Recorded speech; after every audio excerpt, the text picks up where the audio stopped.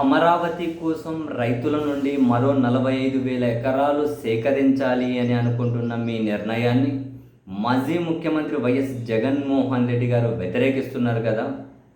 దీని మీద మీ స్పందన ఏంటి అని ఢిల్లీలో మీడియా మిత్రులు గౌరవ ముఖ్యమంత్రి చంద్రబాబు నాయుడు గారిని ప్రశ్నించినప్పుడు తన ఆన్సర్ చూసిన తర్వాత, తన కమెంట్స్ చూసిన తర్వాత నాకు చాలా ఆశ్చర్యం కలిగింది. కారణం ఏంటి?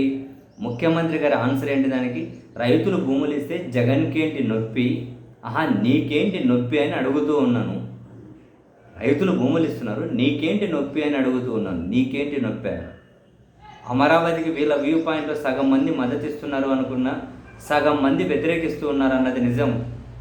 ఆ వ్యతిరేకించే వాళ్ళందరికీ కూడా పర్ఫెక్ట్ కారణాలు ఉన్నాయి అన్నది నిజం.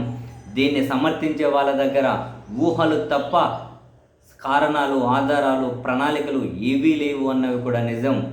కాదు కూడదు. ఆ సమర్థించే వాళ్ళ ఆలోచనలే కరెక్ట్ అయితే మొదట ముఖ్యమంత్రి గారినే సమాధానం చెప్పమని చెప్పండి. ప్రభుత్వ భూమితో కలిపి మొదటి విడతగా 54,000 ఎకరాలు ఉన్నప్పుడు ఆ అమరావతి అనేది 54,000 ఎకరాల్లో కడితే ప్రపంచంలో 5వ రాజధాని చేయొచ్చు అని చెప్పి వీళ్ళు పదే పదే చెబుతూ అమరావతి కోసం ఒక్క రూపాయి కూడా అవసరం లేదు, మొత్తం భూములన్నీ డెవలప్మెంట్ దానికి దీనికి పోగా 8,000 ఎకరాలు మిగులుతుంది, దాంట్లో 1,00,00,000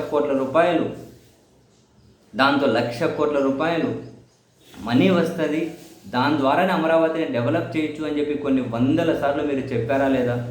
మరి అదే నిజమైతే ప్రపంచ బ్యాంకు నుంచి, ఏషియన్ డెవలప్మెంట్ బ్యాంకు నుంచి, జర్మనీ బ్యాంకుల దగ్గర నుంచి, హడ్కో దగ్గర నుండి వేల కోట్ల రూపాయలు ఎందుకు అప్పులు తీసుకొని వస్తూ ఉన్నారు?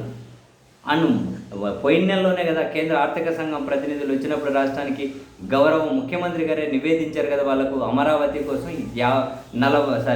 80,000 కోట్ల రూపాయలు కావాలి అని. వేల కోట్ల అప్పులు తెస్తున్నారు. ఆర్థిక సంఘానికి మళ్ళీ 80,000 కోట్ల అవసరం అవుతుందని చెప్పి నివేదించారు. 25-26 బడ్జెట్లో మళ్ళీ 6,000 కోట్ల రూపాయలు పెట్టారు. సెల్ఫ్ సస్టైన్ ప్రాజెక్ట్ అని ఇన్ని వేల కోట్లు ఎందుకు అప్పులు తెస్తున్నారు? ఎందుకు ఖర్చు పెడుతూ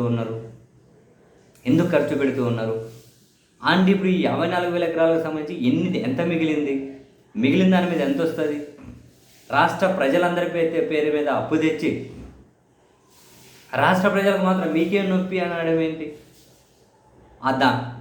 దాని చుట్టూ జరుగుతున్నటువంటి విచ్చలవిడికి దుబారాను, ఖర్చును, అప్పులను ప్రజల తరపున జగన్ ప్రశ్నించకుండా ఎందుకుంటారు?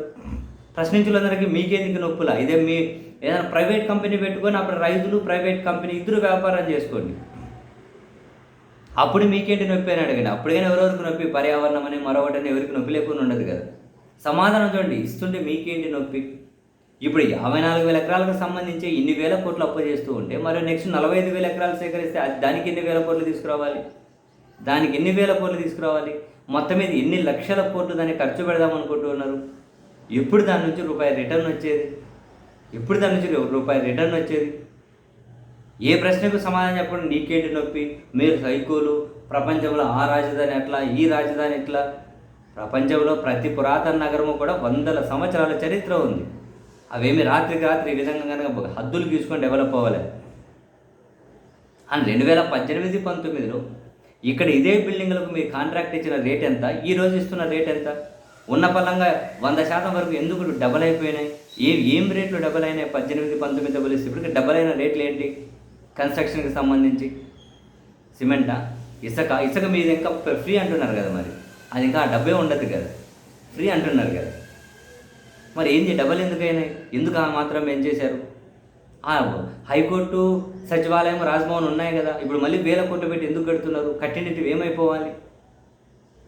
విడిగా ఖర్చు పెట్టి ఒక్క రూపాయి దాని మీద డబ్బు తిరిగి రాకుండా చెప్పేదేమో సెల్ఫ్ ఫైనాన్స్ ప్రాజెక్ట్ అని. 1,000 ఎకరాలు మిగులుతాయని. ఇప్పుడు 1,000 ఎకరాలు మిగిలినాయి, ఎంత అమ్ముతున్నారు, ఎంత డబ్బులు అవుతున్నాయి? ఈ అన్ని ప్రశ్నలకు సమాధానం లేకుండా ఎవరు అడిగితే వాళ్ళకి నీకేంటి నొప్పి, మీది సైకోయిజం, దాని మీద శాడిజం చూపెడుతున్నారు. ఎవరికి కావాలి? మీరు అప్పు తెస్తున్నది ప్రజల నెత్తి మీద కదా, ప్రజల పేరు చెప్పి కదా. నేను చంద్రబాబు గారిని చూసి అప్పిస్తున్నారా? లేకుంటే వాళ్ళ సొంత ఆస్తులు, లేకుంటే ఇంకెవరన్నా ప్రభుత్వంలోనే వాళ్ళ సొంత ఆస్తులు తనఖా పెట్టుకొని ఇస్తున్నారా? ఇది ప్రభుత్వం కదా. ఆశ్చర్యం. వాళ్ళు ఇస్తుంటే మీకేంది నొప్పి అని.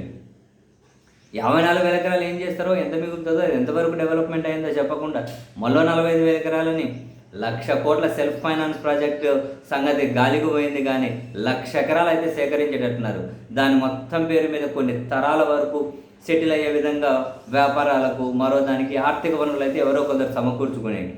దీని మొత్తానికి మళ్ళీ రాష్ట్ర ప్రభుత్వం అంతా, రాష్ట్ర ప్రజలందరికీ ఎమోషన్ అంట, అదొకటంట ఇదొకటంట. ఎవరికి ఎమోషన్ అండి? హైదరాబాద్ ఎమోషన్ మరి తుంచి అవతల పడేశారు. పోండి, ఎప్పటికో ఏవో అవుతాయని చెప్పి ప్రణాళిక ఉండాలేమో, కానీ ఇదేంది ప్రణాళిక అండి? నాకు తెలియకడుగుతారు. చిన్న ఇల్లు కట్టుకోవాలన్నా కనుక ఎంత డబ్బు వస్తుంది, బ్యాంకులోనే ఎంత వస్తుంది, మన ఆర్థిక వనరులు ఎంత ఉన్నాయని చెప్పి చూసుకొని కట్టుకుంటారు. దీనికి ఉన్న ఆర్థిక ప్రణాళిక ఏంది వీళ్ళ దగ్గర చెప్పమనండి. ఎవరెవరు అప్పులు ఇకపోతారని చెప్పి ఫైల్ పట్టుకొని తిరుగుతూ ఉన్నారు. ఏంది ఇదంతా? మళ్ళీ నీకేంది నొప్పి అని అంటున్నారు.